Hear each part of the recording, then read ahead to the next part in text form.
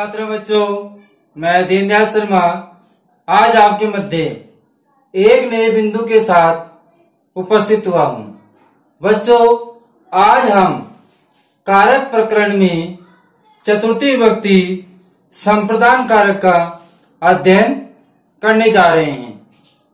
ठीक है बच्चों, आज हम समझेंगे कि चतुर्थी विभक्ति संप्रदान कारक में किस प्रकार हमको कारण और विभक्ति बतानी है और जो चतुर्थी विभक्ति है वो किसके लिए प्रयुक्त होती है।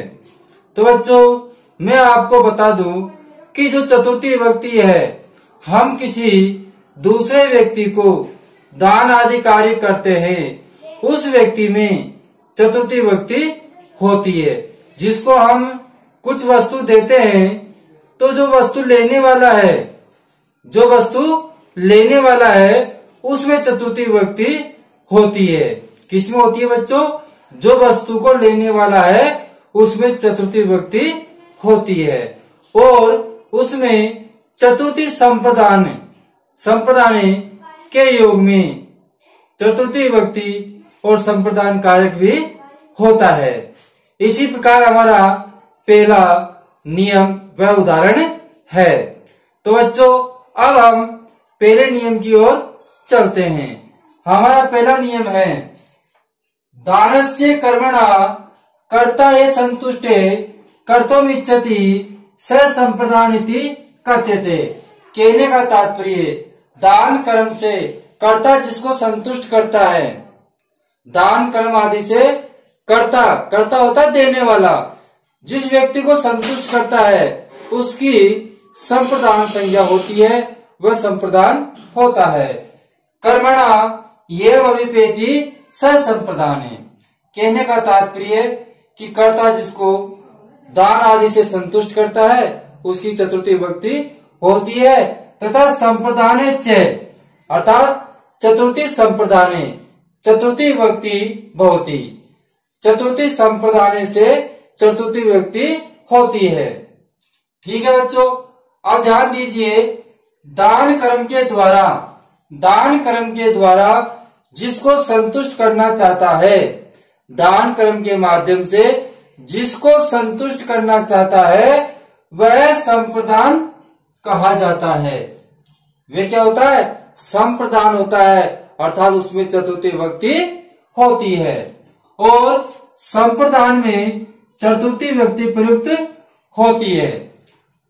ठीक है, जैसे कि हमारा पहला उदाहरण है नृपय निर्धनाय धर्म यच्छति। नृप माने राजा, निर्धनाय माने गरीब के लिए धन देता है, धन की इच्छा करता है। ठीक है, तो हम इसका कारण विभक्ति क्या लिखेंगे? क्योंकि राजा किसको दे रहा है? निर्धन को दे रहा है, तो जिसको दे रहा है उसमें चतुर्थी विभक्ति है। तो हमारा रेखांकित शब्द कौन सा है? निर्धनाय। तो हम निर्धनाय की कारण विभक्ति आपको बताते हैं। तो बच्चों, इसका जो कारण विभक्ति लिखनी है उसमें आपको लिखनी है चतुर्थी संप्रदाने। ठीक है, चतुर्थी संप्रदाने के योग में निर्धनाय शब्द में, किसमें बच्चों? निर्धनाय शब्द में चतुर्थी विभक्ति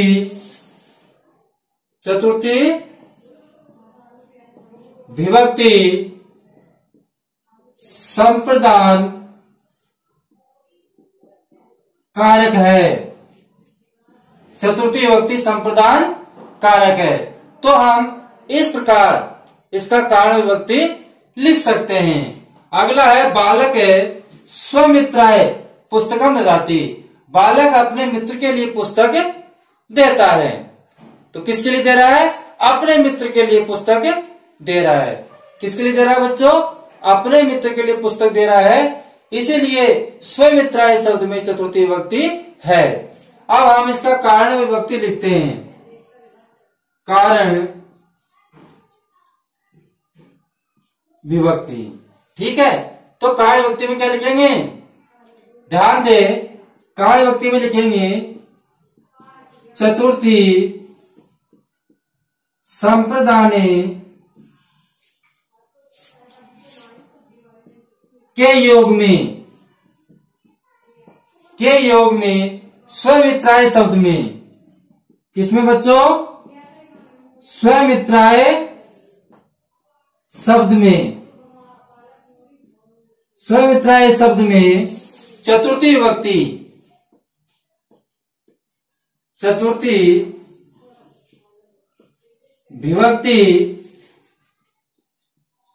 संप्रदान कारक है।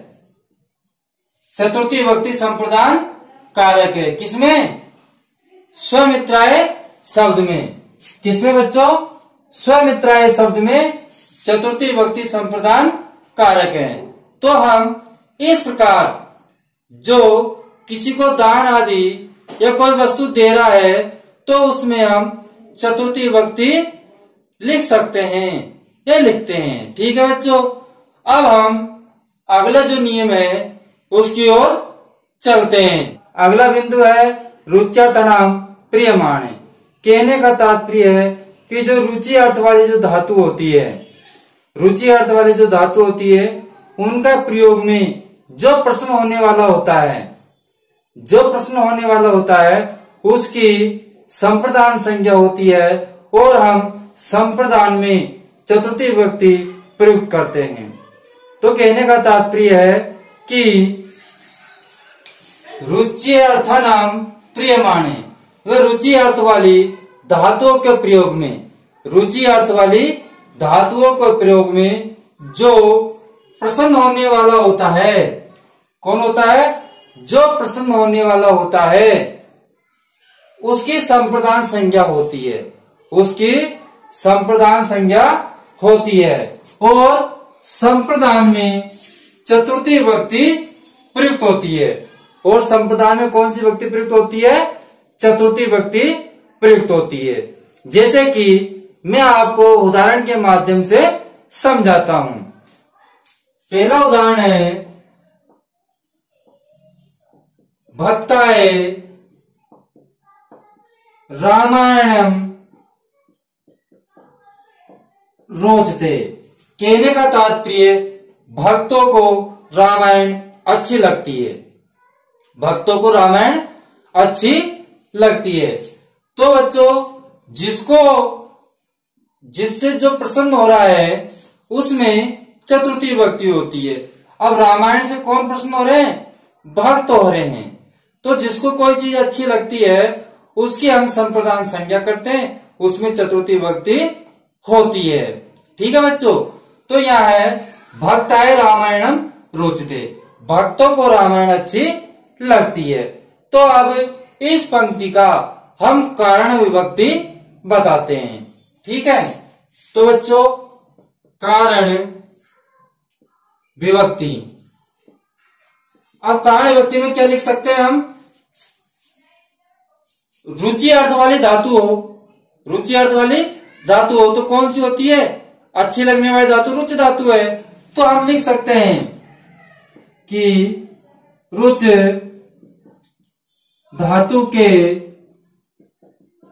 योग में, रुच धातु के योग में भक्ताय शब्द में, किसमें बच्चों, भक्ताय शब्द में, भक्ताय शब्द में चतुर्थी विभक्ति, कौन सी विभक्ति, चतुर्थी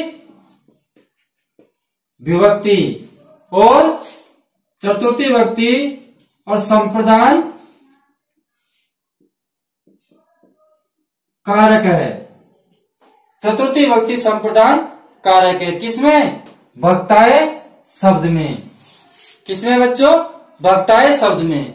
तो हम लिख सकते हैं रुच धातु के योग में भक्ताय शब्द में चतुर्थी विभक्ति संप्रदान कारक है। जैसे कि एक उदाहरण और लेते हैं हम,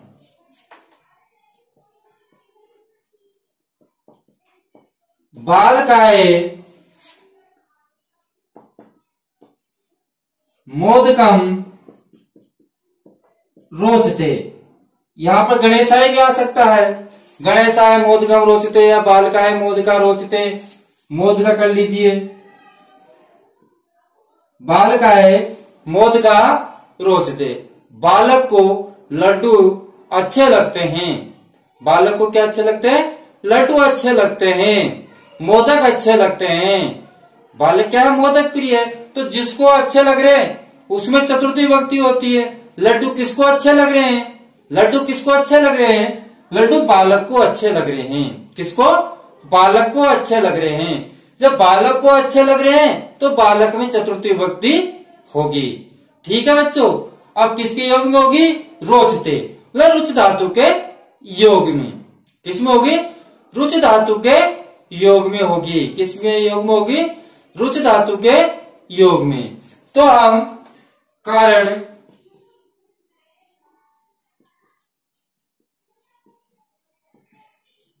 विभक्ति लिखते हैं। कारण विभक्ति लिखते हैं तो क्या लिखेंगे? रुच धातु के योग में। रुच धातु के योग में किसमें? बालकाय, बालकाय शब्द में। बालकाय शब्द में चतुर्थी विभक्ति। कौन सी विभक्ति बच्चों? चतुर्थी विभक्ति संप्रदान कारक है। कारक है। चतुर्थी विभक्ति संप्रदान कारक है। किसमें? बालकाय शब्द में। किसमें बच्चों? बालकाय शब्द में चतुर्थी विभक्ति संप्रदान कारक है। इसी प्रकार अगला एक उदाहरण और आपको करना है। जैसे लिख सकते हैं गणेशाय दुग्धम स्वदते। गणेशाय दुग्धम स्वदते, मतलब गणेश को दूध पसंद है। तो गणेश को दूध पसंद है। बच्चों यहां पर दूध पेय पदार्थ है इसलिए स्वदते शब्द आया है। पीने वाला जो शब्द होता है उसके लिए हम स्वदते लगाते हैं। तो स्वदते का अर्थ क्या होता है? पसंद, अच्छा है। तो पसंद अच्छा एक ही बात है। ठीक है। तो हम इसका कार्य विभक्ति या तो लिख सकते हैं स्वदते के योग में, है ना, या रुचि अर्थ वाली धातु के योग में। क्या लिख सकते हैं? रुचि अर्थ वाली धातुओं के योग में। रुचि अर्थ धातुओं के योग में। किसमें? गणेशाय शब्द में। किसमें बच्चों? गणेशाय शब्द में चतुर्थी विभक्ति संप्रदान कारक है। किसमें? रुचि अर्थ वाली धातुओं के योग में गणेशाय शब्द में चतुर्थी विभक्ति संप्रदान कारक है। तो बच्चों जो रुच धातु वाला उदाहरण है यह हमारे परीक्षा में बहुत अधिक आता है। इसीलिए आपको ये ध्यान रखना है कि रुच धातु के योग में चतुर्थी विभक्ति और संप्रदान कारक होता है।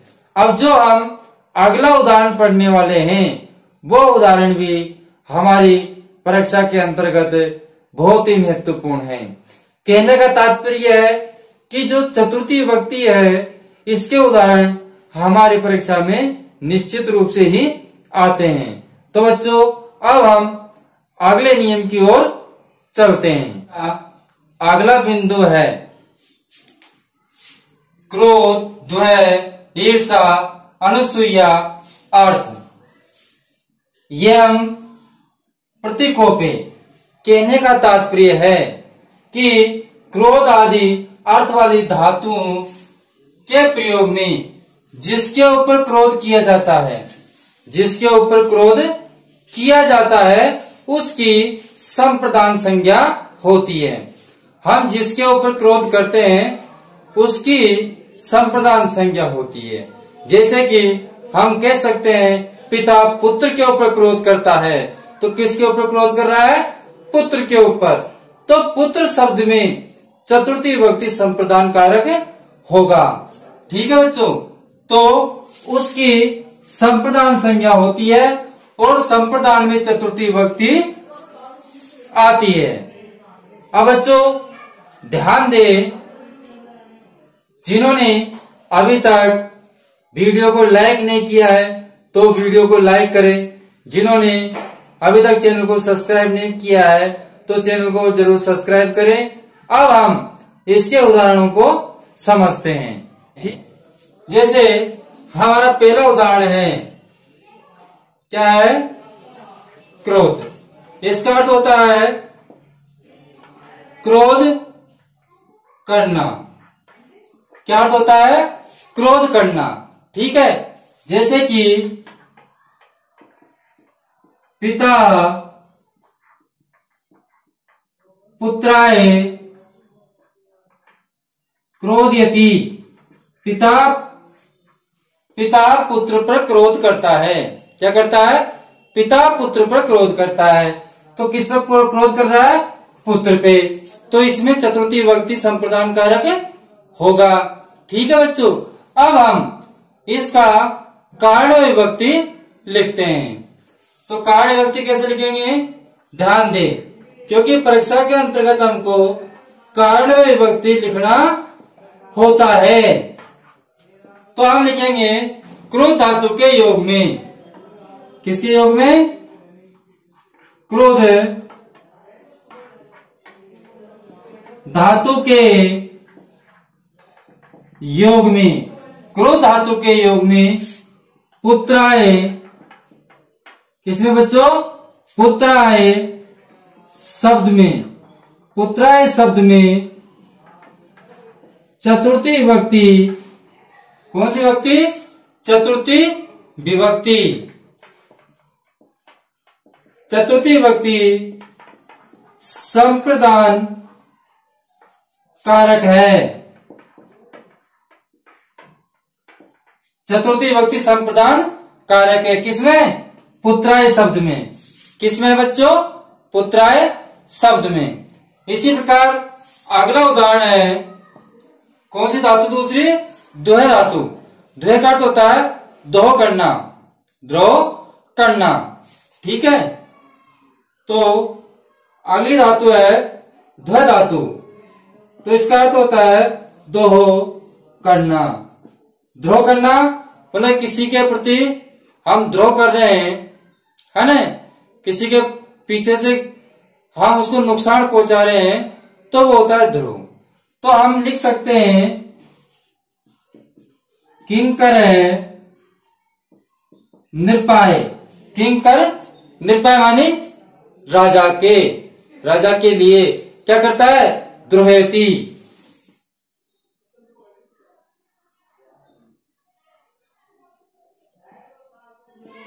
द्रोहयति द्रोह करता है। किंगर नृपाय द्रोहयति मतलब किंगर नृप के लिए राजा को क्या करता है? द्रोह करता है। तो बच्चों हम इसका जो कारण विभक्ति लिखेंगे वो क्या लिखेंगे?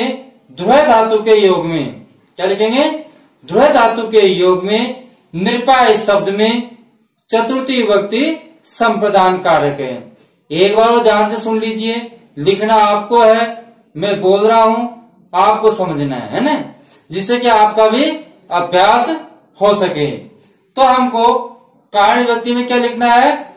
द्वय धातु के योग में, द्वय धातु के योग में नृपाय शब्द में चतुर्थी विभक्ति संप्रदान कारक है। क्या लिखना बच्चों? क्या लिखना है? द्वय धातु के योग में नृपाय शब्द में चतुर्थी विभक्ति संप्रदान कारक है। इसी प्रकार अगला जो बिंदु है हमारा वो क्या है? ईर्षा। क्या है? ईर्षा। तो हम ईर्ष्या का अर्थ क्या होता है? ईर्षा करना। क्या अर्थ होता है? ईर्षा करना। ठीक है, जैसे कि हम उदाहरण लिख सकते हैं कि दुर्जने सज्जनाय ईर्ष्यति। कौन करता है? दुर्जने सज्जनाय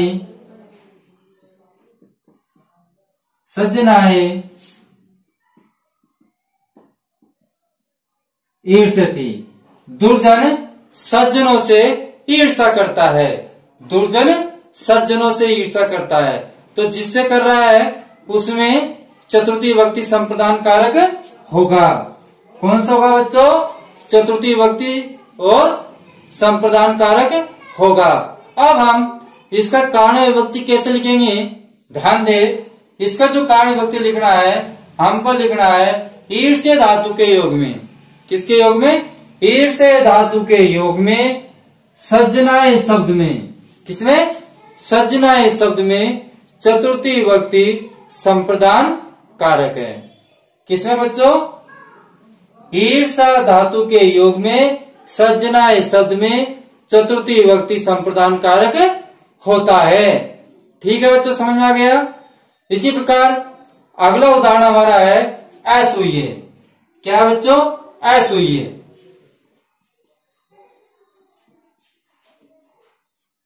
असूये का अर्थ क्या होता है? निंदा करना। क्या अर्थ होता है? निंदा करना। निंदा करना। ठीक है, तो हम लिख सकते हैं सुरेश महेशाय असूयति। ठीक है, सुरेश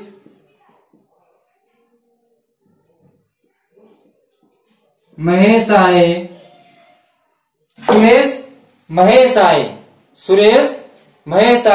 असूयति।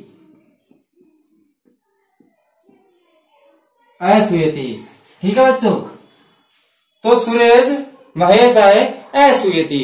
तो हम इसका कारण विभक्ति क्या लिखेंगे? कारण विभक्ति आपको समझ में आ गया? कैसे लिखेंगे? हम लिखेंगे असूये के योग में, असूये धातु के योग में। किसके? असूये धातु के योग में महेशाय शब्द में। किसमें? महेशाय शब्द में चतुर्थी विभक्ति संप्रदान कारक होता है। ठीक है बच्चों, एक बार ध्यान से सुन लीजिए कि असूये धातु के योग में महेशाय शब्द में चतुर्थी विभक्ति संप्रदान कारक होता है। अब मेरी बात ध्यान से सुनेंगे कि जो मैंने आपको 4 शब्द बताए हैं, क्रोध, दुह, ईर्ष्या, असूये, अगर हम किसी के प्रति क्रोध करते हैं तो उसमें चतुर्थी विभक्ति होगी। हम किसी के प्रति द्रोह करते हैं तो उसमें चतुर्थी विभक्ति होगी। हम किसी के प्रति, किसी व्यक्ति विशेष के प्रति ईर्ष्या करते हैं तो जिसके प्रति ईर्ष्या कर रहे हैं उसमें चतुर्थी विभक्ति होगी। और हम जिस व्यक्ति विशेष की निंदा कर रहे हैं उसमें चतुर्थी विभक्ति होगी। ठीक है बच्चों, तो इस प्रकार आपके जो नियम नंबर 3 है वो समझ में आ गया होगा। अब हम अगले नियम की ओर चलते हैं। हमारा अगला बिंदु है स्प्रह इच्छितम। कहने का तात्पर्य होता है कि जो स्प्रह धातु है उन धातु के योग में हम चतुर्थी विभक्ति का प्रयोग करते हैं। जैसे कि स्प्रह इच्छित है, मतलब स्प्रह धातु के प्रयोग में जो इच्छित हो, जो क्या हो? इच्छित हो, उसकी संप्रदान संज्ञा होती है। जो किसी चीज के लिए इच्छित है, इच्छा करता है, जिस वस्तु की इच्छा करता है उस वस्तु में चतुर्थी विभक्ति होती है और संप्रदान में चतुर्थी विभक्ति का प्रयोग होता है। तो बच्चों हम कह सकते हैं कि जिसको किसी वस्तु की इच्छा होती है तो उस वस्तु में संप्रदान संज्ञा होती है और संप्रदान में चतुर्थी विभक्ति का प्रयोग किया जाता है। बच्चों ये उदाहरण भी बहुत ही महत्वपूर्ण है। ध्यान से सुने कि जैसे कि स्प्रह है, इसका अर्थ होता है इच्छा करना। ठीक है, क्या अर्थ होता है? इच्छा करना। बालक है पुष्पाए स्प्रहंती, स्प्रहती, मतलब बालक पुष्प की इच्छा करता है। बालक किसकी इच्छा करता है? पुष्प की इच्छा करता है। ठीक है, तो किसकी इच्छा कर रहा है? पुष्प की कर रहा है। तो जिसकी इच्छा करता है, जिसके लिए इच्छित है, उसमें चतुर्थी विभक्ति होगी, उसमें चतुर्थी विभक्ति होगी। तो हम अब इसका कारण विभक्ति कैसे लिखेंगे वो ध्यान से देखें। तो बच्चों, कारण विभक्ति, ठीक है, इसका हम कारण विभक्ति लिखेंगे। क्या लिखेंगे? स्प्रह धातु के योग में। किसके योग में? स्प्रह धातु के योग में। स्प्रह धातु के योग में किसमें? पुष्पाए शब्द में।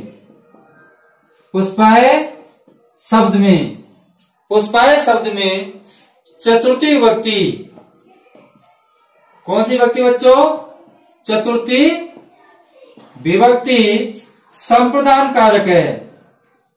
संप्रदान कारक है। तो बच्चों, इसका कारण विभक्ति क्या हो गया? स्प्रह धातु के योग में पुष्पाय शब्द में। किसमें? पुष्पाय शब्द में चतुर्थी विभक्ति संप्रदान कारक है। ठीक है बच्चों, तो आज का हमारे जो 4 बिंदु है, इन बिंदुओं का आप अच्छी तरह अध्ययन करेंगे। पहला बिंदु था हमारा संप्रदान चतुर्थी। उसमें किसी को हम कोई चीज दान में दे रहे हैं तो उसमें चतुर्थी विभक्ति होती है। दूसरा बिंदु हमने लिया था रुचि अर्थानाम, मतलब रुच धातु के योग में। तीसरा बिंदु हमने लिया था क्रोध, द्वय, ईर्षा, असूये, इन धातु के योग में चतुर्थी विभक्ति होती है। और चौथा बिंदु था हमारा स्प्रह धातु के योग में चतुर्थी विभक्ति होती है। आज बच्चों हमने ये 4 बिंदु पढ़े हैं। अगले जो शेष बिंदु है अगले वीडियो में पढ़ेंगे। अब बच्चों, हम आपसे विदा लेने से पूर्व कहते हैं कि जिन्होंने अभी तक हमारे वीडियो को लाइक नहीं किया है तो वीडियो को लाइक करें। जिन्होंने चैनल को सब्सक्राइब नहीं किया है तो लाल बटन दबाकर चैनल को जरूर सब्सक्राइब करें, जिससे कि पिछले व आने वाले वीडियो निरंतर उन्हें प्राप्त होते रहे।